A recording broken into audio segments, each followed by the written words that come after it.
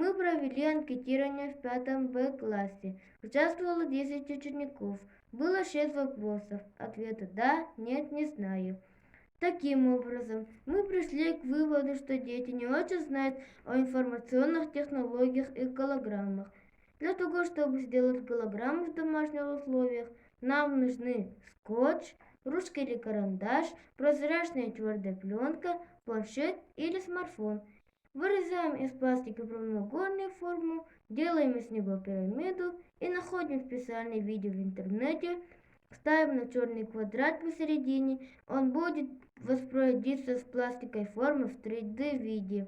Заключение. Цель работы являлась изучить виды и применение информационных технологий в обучении.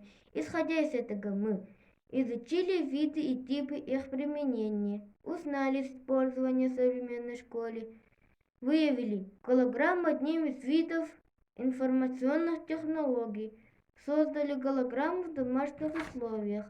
В настоящее время мир не стоит в одном месте, оно развивается со скоростью света, развивается и система образования в направлении перехода к информационному обучению, в котором ключевую роль играют информационные технологии. Спасибо за внимание. Это голограмма, которую мы сделали в домашних условиях.